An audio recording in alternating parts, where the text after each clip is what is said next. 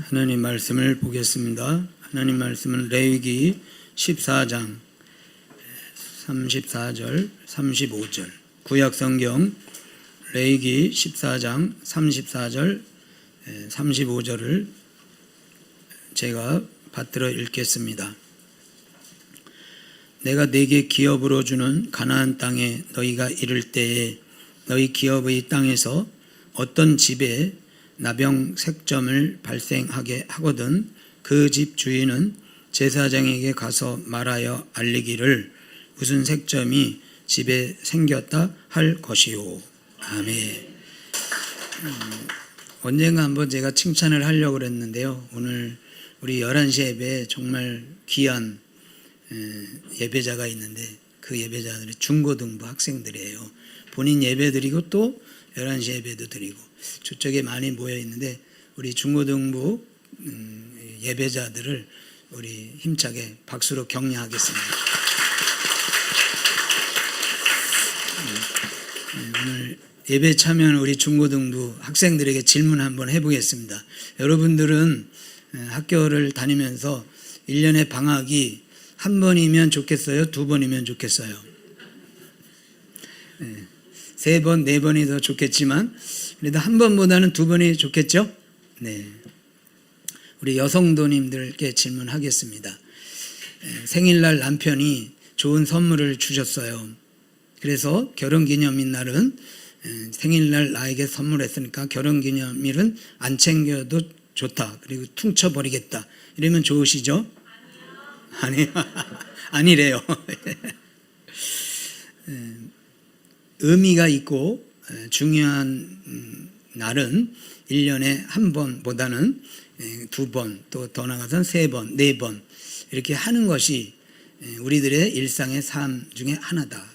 여러분 그런 게 맞죠? 오늘 맥주감사주일인데요. 맥주감사주일은 쉽게 설명하면 한 해의 전반기를 감사하는 거예요. 그리고 가을에 추수감사주일은 후반기와 그 다음에 한 해 전체 모든 곡식을 가지고 감사하는 것입니다. 그래서 우리가 하나님 앞에 감사하는 것도 그냥 한 번 하면 그만 그 정도면 됐지 이게 아니라 그런 절기를 지키면서 너무 중요하고 의미 있는 날이니까 그런 절기를 지키면서 감사하는 것이 신자의 마땅한 도리인 줄로 믿습니다. 그래서 오늘 설교의 주제는 따라 해보겠습니다. 하나님께 무엇을 감사할까? 옛날에는 우리가 농경사회였기 때문에 요맘때에 보리를 추수하니까 그래서 맥주 감사주일이라 이렇게 정했어요. 근데 우리는 지금 보리 농사 안 짓잖아요. 그죠? 그래서 농경사회와 다르게 이런 지금과 같은 이런 다변화된 사회에서는 내가 무엇을 하나님 앞에 감사할까? 오늘 이 감사의 조건들을 한번 찾아보도록 하겠습니다. 레위기 14장 34절 보겠습니다. 같이 읽고 아멘. 시작. 내가 네게 기업으로 주는 가나안 땅에 너희가 이를 때 너희 기업의 땅에서 어떤 집에 나병 색점이 발생하게 하거든. 아멘. 이스라엘은 광야 시대에는 집이 없었어요. 말하자면 그냥 텐트 같은 거 치면서 이렇게 살게 됐어요. 그렇죠? 그러면서 광야 여행을 했는데 이제 가나안에 들어가면서 집이 생긴 거예요. 이제 거주. 이전에는 나그네로 살았지만 이제는 집을 짓고 거주하면서 살게 되는 거죠. 그런데 그 거주할 때 그 집에 어떤 일이 있다. 그래서 34절 다시 보겠습니다. 내가 네게 기업으로 주는 가나안 땅에 너희가 이를 때 너희 기업의 땅에서 어떤 집에 그랬어요. 이 집은 이제 그런 공간적인 어떤 안식처, 우리들이 잠자고 밥해 먹고 가족들과 더불어 사는 그 하우스를 말하는 거예요. 그 집을 짓고 거기서 살 때에 무슨 일이 있어요? 무슨 일이 있냐면 나병 색점이 발생하게 되거든. 나병은 우리가 13장에서 배웠잖아요. 근데 그와 유사한 곰팡이 이런 것들이 뭔가 집 안에 그 건축물 안에 이게 생긴 거예요. 그랬을 때 어떻게 해야 되는가? 그 부분이 레위기 14장 후반부의 이야기입니다. 그래서 정확히 말하면 33절부터 마지막 절까지는 가옥에 어떤 그런 이상한 그 일이 생겼을 때 그것을 어떻게 처리하느냐, 그것이 바로 오늘 본문의 내용인 것입니다. 여러분, 가령 우리가 사는 집에 바퀴벌레가 나와요. 또 이렇게 기둥에 보니까, 벽에 보니까 푸른 곰팡이가 막 있어요. 그러면 여러분 어떻게 하겠어요? 그냥 살죠. 바퀴벌레 내 친구야, 뭐 이러면서 살아요? 그러지 않죠. 조치를 취해요. 뭐 약을 뿌리든지 또 곰팡이에 대한 뭐 어떤 부분을 하게 되죠. 또 때로는 이게 또 너무 큰 뭔가 문제가, 하자가 발생하면 리모델링까지 하죠. 그냥 살지 않죠. 뭔가 물이 새, 그러면 그거는 또 잡아야 되잖아요. 그러니까 이 가옥 안에 문제가 생겼을 땐 그것을 문제를 해결하고 사는 것이 맞는 겁니다. 그냥 주님 주신 곳이니 그냥 살겠습니다, 그러지 마시고 그런 일이 있으면 좀 고치세요. 고쳐서 깨끗하게 하고 살기를 바랍니다. 이스라엘은 가나안에 들어갔을 때 그 집이 요즘처럼 이렇게 튼튼한 집이 아니고 흙이나 또는 목재, 나무 같은 걸로 하잖아요. 그러면 만일에 나무 같은데 뭐 흰개미가 생겼다, 뭐 흙에 뭐 곰팡이가 완전 파고들었다 그러면 경우에 따라서는 완전 부수는 경우도 있어요. 14장에 보면 정 안 되면 집을 부수고 다시 지어라, 이런 명령도 있어요. 그래서 오늘 14장의 후반부의 내용들은 우리가 살고 있는 집에 그런 이상한 어떤 징조가 있을 때 그것에 대해서 어떻게 처리하느냐에 대한 내용이 14장 후반부에 나오는 것입니다. 그러면 이 성경에 이런 위생적이고 보건적이고 또 집에 대한 어떤 이런 건축학적인 이런 것까지 이렇게 자세히 설명해 주네, 우리가 이렇게 이해할 수도 있지만 성경은 사실 그 부분을 설명하려는 것이 아니에요. 영적인 교훈이 있습니다. 그래서 찾아보겠습니다. 49절.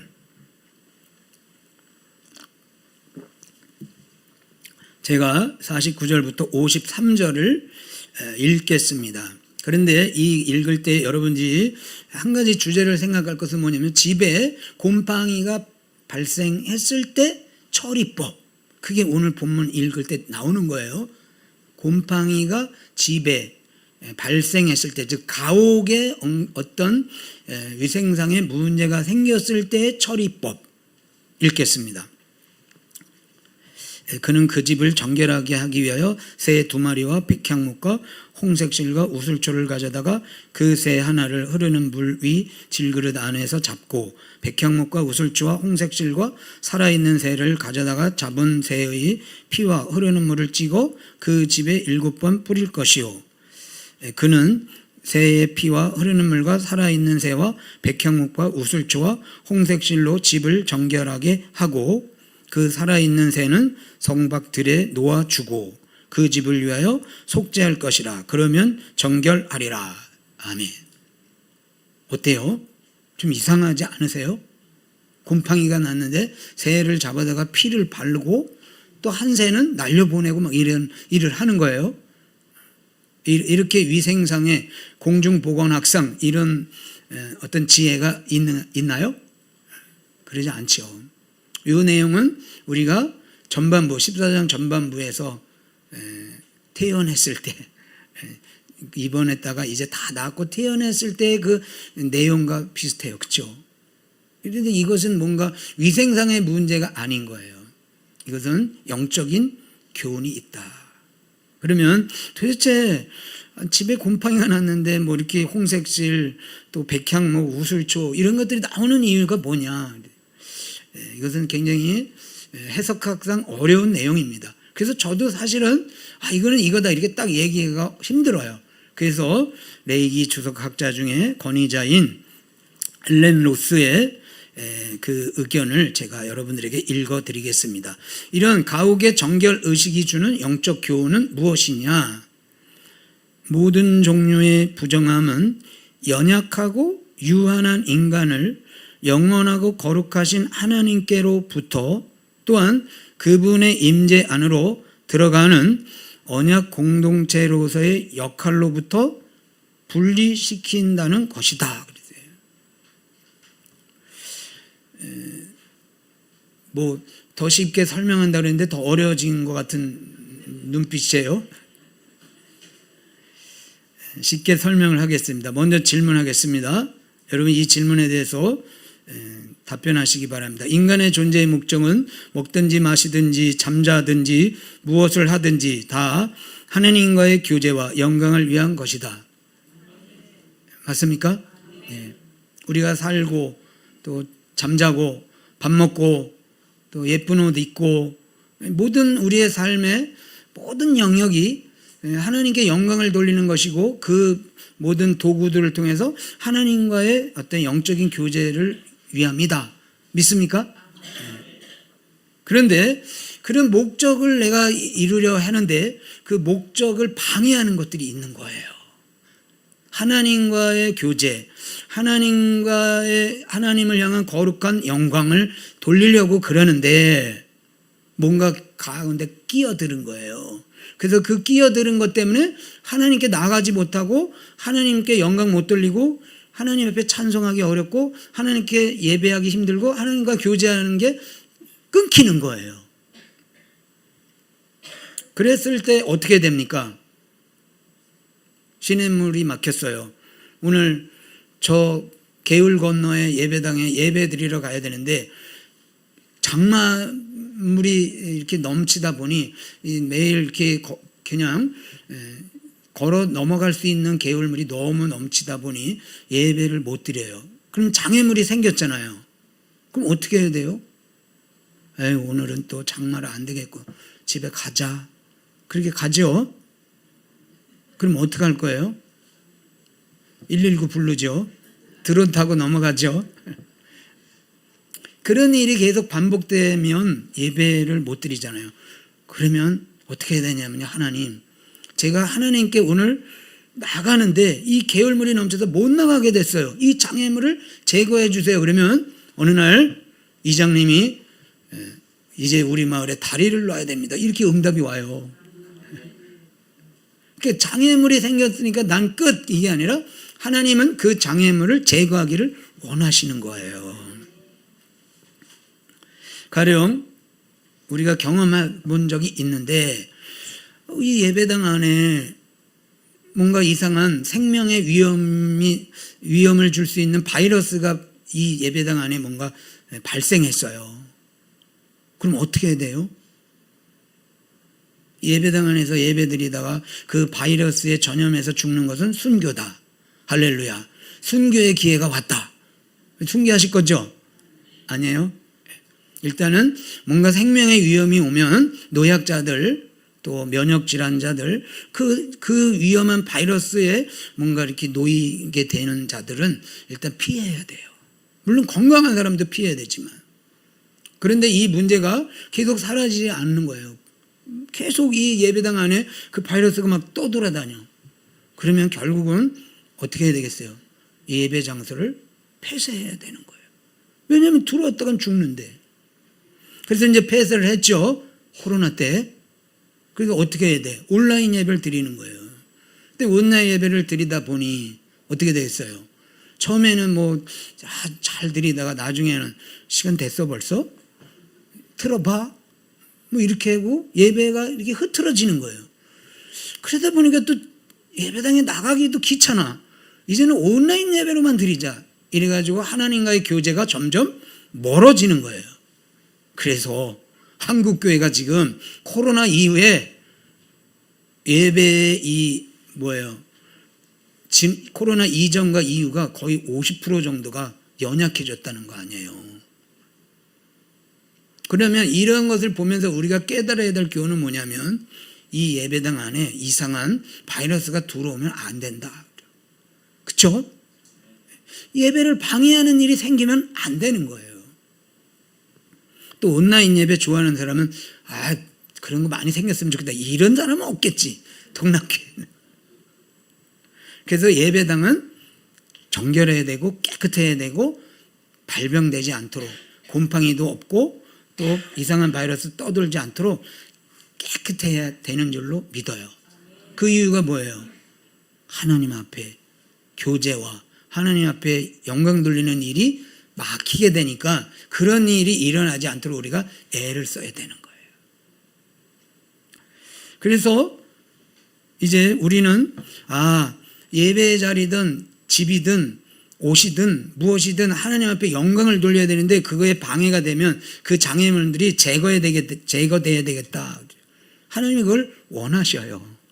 그리고 하나님이 그거를 우리가 원하면 그 일을 지켜주시고 보호해 주시는 줄로 믿습니다. 어제 여러분들 좀 기압이 약간 평소보다 약간 이제 장마 전선이 올라와서 뭔가 좀 불편하셨죠? 그죠? 그래서 잠을 못 주무셔서 지금 당당하게 졸고 계신 거죠?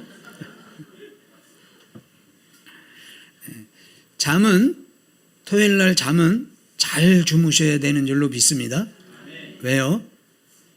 예배를 위해서 말씀을 잘 듣고 또 하나님 앞에 영광 돌리기 위해서 토요일은 잠을 잘 주무셔야 돼요. 또 여러분들 혹시 뭐 너무 배가 고파가지고 지금 꼬르륵 그런 분 계셔요? 주일날은 너무 배고파가지고 예배 못 드렸다 그러지 않도록 간단하게라도 음식을 드시고 오는 게 좋겠죠. 그렇죠?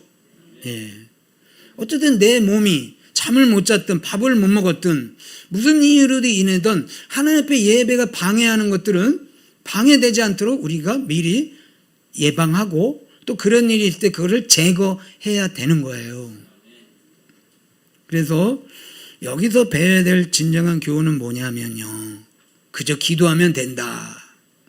그저 그냥 우리 영혼이 그냥 성령 충만하면 된다. 이게 아니고 성령 충만과 하나님과의 깊은 교제를 위해서는 때로는 우리의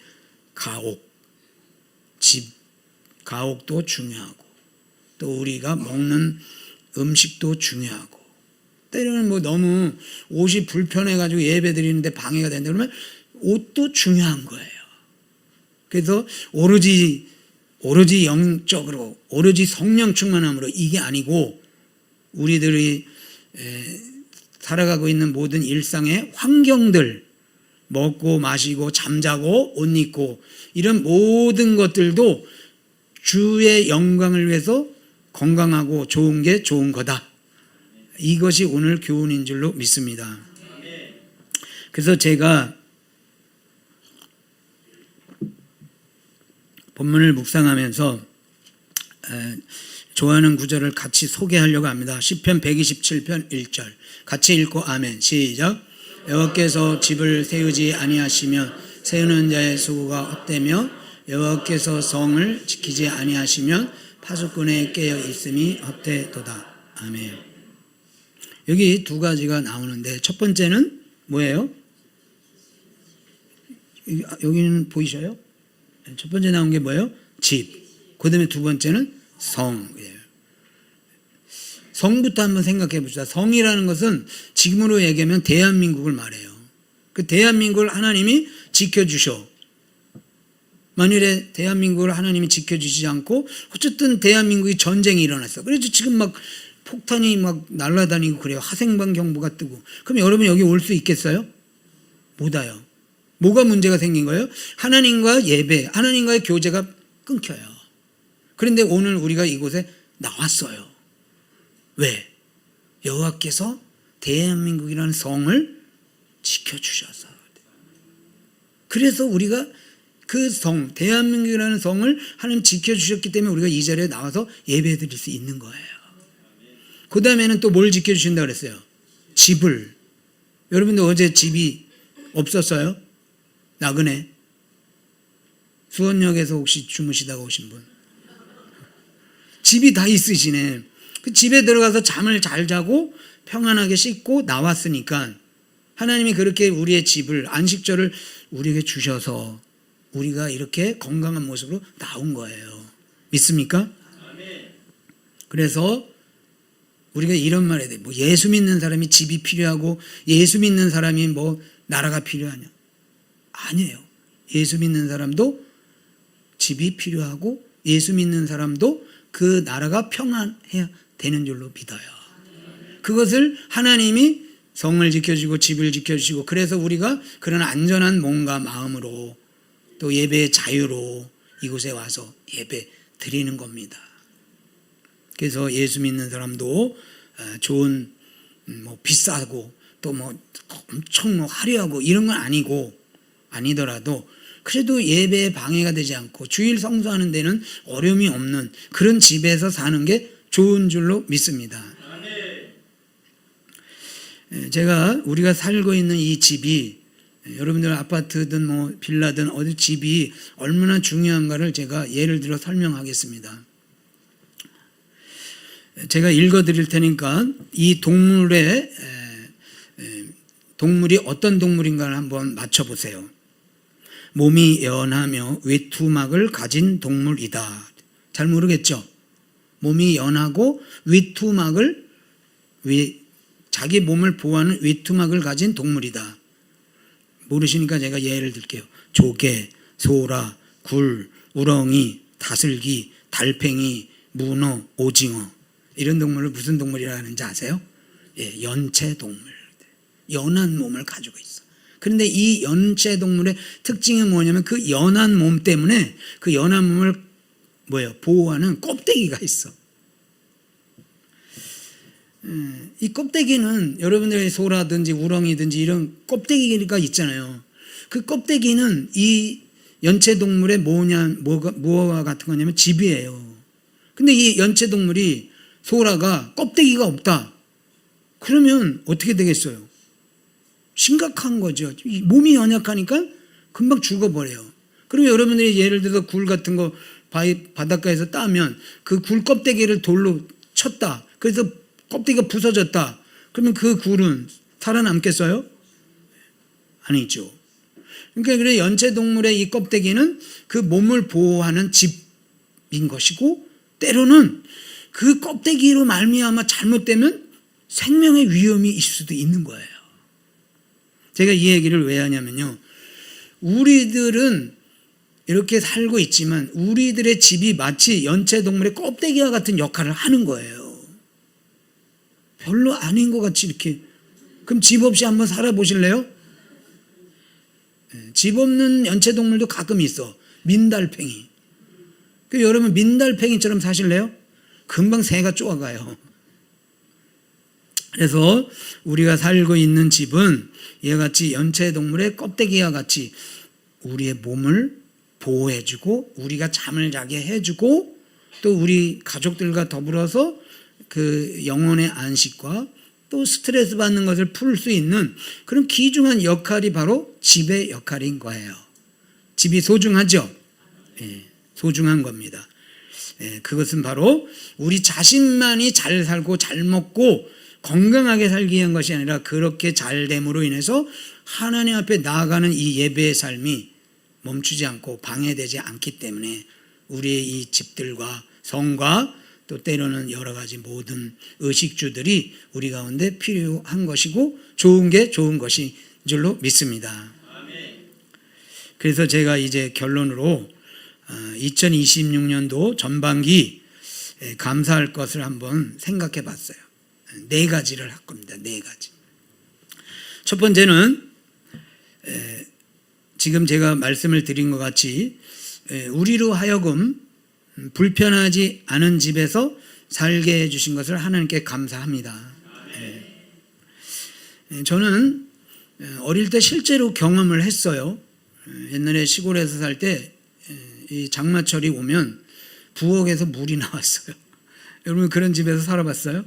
부엌 그 아궁이가 물이 꽉 차요. 그래서 부엌에를 들어갈 수가 없어. 그러면 옛날에는 그 부엌에서 불 떼서 밥을 해 먹었는데 장마철에는 어떻게 해요? 어려워요. 그래서 마당에 나와가지고 거기다가 이렇게 뭐 솔개비 그런 거 해가지고 대충 해서 끓여 먹는 거예요. 만약 오늘 그런 날이 있다 그러면 여러분 오늘 예배 지각했죠? 아직도 불 이렇게 하고 계신 분도 있을 수 있어. 여러분 이렇게 장마철인데도 우리가 이렇게 빗물에 영향받지 않고 잘 지내고 예배에 나온 것이 얼마나 감사한지 몰라요. 그래서 첫 번째 감사는 하나님 저에게 이렇게 편안하게 지낼 수 있는 집을 주신 거 감사하시기를 축복합니다. 그 다음에 두 번째는 우리가 거하는 성 대한민국. 여러분, 대한민국이 전쟁이 없는 거 이것만 중요한 게 아니라 예배의 자유가 있는 게 얼마나 감사한데요. 지금도 북녘 땅이나 또는 저 중국이나 이런 데 가면요 예배의 자유가 없어요. 숨어서 예배 드려야 돼. 근데 우리 마음 놓고 예배 자유, 이것이 어쨌든 대한민국의 헌법에 법에 이렇게 잘 지지를 받고 그 법으로 다 허락받은 것도 은혜인 줄로 믿습니다. 세 번째는, 첫 번째는 집 주신 거, 그리고 두 번째는 예배의 자유가 있는 대한민국에 살게 해주신 거, 그 다음에 세 번째는 동락교회에서 여러분들이 오늘 예배 드리잖아요. 이 예배 공간을 나에게 주신 거 감사해야 됩니다. 1층에서 아까 에어컨이 고장 났었어요. 그 오늘 여기 에어컨 고장 나면 막 지금 주보로다가 막 이러면서 설교자 시험 들게 하죠.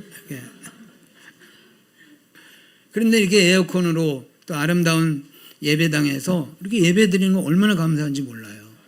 그래서 세 번째는 우리에게 예배의 공간, 그것도 편안하고 또 정결하고 깨끗하게 이렇게 예배 공간을 주신 하나님께 감사하시기를 바랍니다. 그런데 거기에 가로 열고 추가가 있어요. 이렇게 우리가 깨끗하게 예배 드린 것은 토요일마다 당번들이 나와서 쓸고 닦고 뭐 이런 일을 열심히 해요. 그래서 우리가 예배당에 나올 때는 먼저 하나님께 감사하고, 두 번째는 어제 누군가가 와서 또 이렇게 다 깨끗하게 청소했구나, 청소당번에게도 감사하시기를 바랍니다. 그 다음에 네 번째 감사,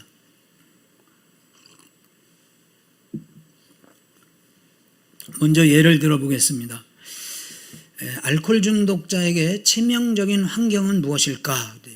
알코올 중독자에게 좋지 않은 환경이 있어요. 그게 뭔지 아세요? 그것은 바로 술 먹는 친구가 가까이 있는 겁니다. 어떤 곳에 가가지고 치유센터에 가가지고 이제 다 끊고 나왔어요. 이제 나는 이제 절대로 술 안 먹어. 그리고 나왔는데 바로 나온 그 옆집에 술 먹는 친구가 있는 거야. 야, 나온 기념으로 한잔 하자. 건배. 우리 둘만 먹지 말고 또 친구 데려오자. 이런 환경이 있으면요 견디기가 어려운 거예요. 그래서 우리가 살아가는 데 있어서 정말 좋은 환경 중에 하나가 뭐냐면 친구예요. 친구.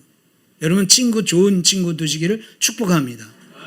그런데 그 친구가 가장 좋은 친구는 누구냐면요, 하나님 앞에 예배드리고 하나님 앞에 영광 돌리는데 장애물이 되지 않는 친구가 최고의 친구예요. 믿습니까? 그 친구가 누구예요? 바로 옆에 계신 동락 공동체인 줄로 믿습니다. 이렇게 같이 예배드리고 같이 격려해주고 같이 위로해주는 믿음의 공동체, 우리 동락 식구들, 이것이 바로 나에게 가장 가까운 환경 중에 하나예요. 이것도 하나님이 주신 축복인 줄로 믿고 감사드리기를 바랍니다. 요한 3서 2절을 보겠습니다. 같이 읽고 아멘. 시작. 사랑하는 자여, 내 영혼이 잘된 같이 내가 범사에 잘되고 강건하기를 내가 간구하노라. 아멘. 축복을 하고 있는데요, 내 영혼이 잘된 같이 그랬어요. 그 끝. 믿는 사람은 그저 그냥 성령 충만하고 영혼만 잘 되면 돼, 이러지 않고 그 다음에 구절이 나와요. 뭐가 나와요? 범사, 그 다음에 강건. 범사라는 것은 아까 말씀드린 집, 성, 우리 주변의 환경들을 말해요. 그리고 강건이라는 것은 우리 몸을 말하는 거예요. 그래서 제가 이 구절을 가지고 이렇게 정리를 해드리겠습니다. 제일 축복, 따라하세요. 제일 축복, 영혼이 잘 되는 거. 제2 축복, 몸이 건강한 거. 제3 축복, 좋은 환경 만나는 거. 여러분들이 영혼도 잘 되고 또 몸도 건강하고 그리고 주변의 환경들, 친구, 집, 또 우리나라, 더 나아가서는 온 세상이 평안해서 하나님 앞에 예배드리는데 장애물이 없고 그 길이 다 열려져서 매주일마다 하나님과 깊은 교제 나누시기를 주의 이름으로 축복합니다. 사랑하는 자여, 내 영혼도 잘 되고 또 몸도 건강하고 또 주변 환경도 잘 되는, 그래서 하나님 앞에 예배드림이 부족함이 없는 그런 은총을 누리시고 또 그런 은총을 받은 것에 대한 전반기 감사로 하나님 앞에 나가는 우리 모두가 되기를 주님의 이름으로 축복합니다. 기도하겠습니다. 하나님 아버지, 우리에게 잠을 주시고 또 먹을 양식을 주시고 또 함께 거할 수 있는, 가족과 함께 거할 수 있는 집을 주신 것 감사합니다. 또한 이렇게 예배 드릴 수 있는 좋은 예배당을 주신 것 감사합니다. 또 함께 더불어서 찬양할 수 있는 믿음의 친구들 주신 거 감사합니다. 또한 이런 예배의 자유를 주신 대한민국 주신 거 진심으로 감사합니다. 우리로 하여금 이렇게 날마다 하나님 앞에 나아가는데 걸림돌이나 장애물이 없도록 축복하여 주옵소서. 감사하며 살아계신 예수님 이름으로 기도드리옵나이다. 아멘.